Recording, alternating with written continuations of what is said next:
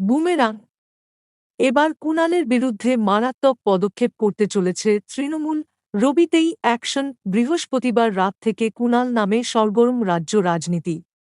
একের পর এক বিস্ফোরক পোস্ট, তারপরই ইস্তফা।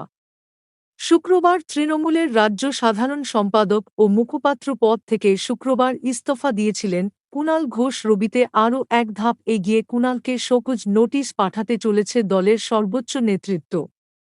সূত্রের খবর এমনটাই।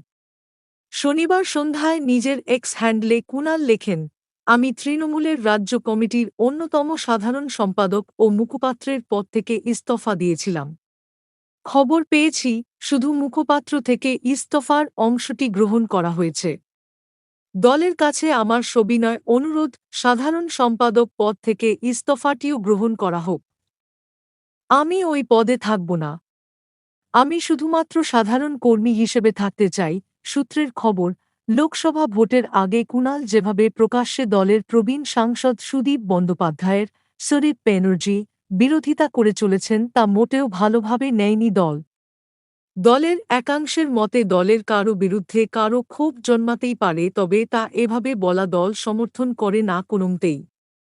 দলের ভেতরকার কোন্দল দলের মধ্যেই থাকুক, অযথা যেভাবে কুণাল ক্রমাগত সুদীপকে নিশানা করে তোপ দেগে চলেছেন তাতে দলের ভালো কিছু হচ্ছে না বলেই মত দলের নেতাদের। গতকাল ইডি, সিবিআইকে ট্যাগ করে সুদীপ বন্দ্যোপাধ্যায়ের ব্যাংক অ্যাকাউন্টের তদন্তের দাবি জানিয়েছেন কুণাল ঘোষ। ইডির এড ডিরেক্টর এবং সিবিআইয়ের সুবয়ে সদর দপ্তরকে ট্যাগ করে আজ সকালে নিজের এক্স হ্যান্ডেলে একটি পোস্ট করেন কুণাল ঘোষ। তৃণমূল নেতা লিখেছেন, সাংসদ সুদীপ বন্দ্যোপাধ্যায়ের ব্যাংক অ্যাকাউন্ট এবং তাঁর তরফ থেকে ভুবনেশ্বর অ্যাপোলোকে দেওয়া টাকা নিয়ে তদন্ত হওয়া উচিত।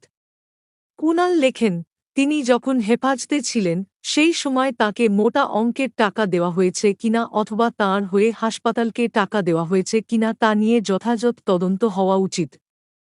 এটা সত্যি হলে এর সঙ্গে কয়লা কেলেঙ্কারির যোগসূত্র থাকতে পারে।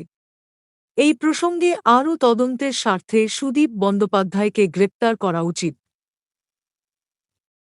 শনিবার মুখপাত্র পদে তার ইস্তফা গ্রহণও করেছে দল।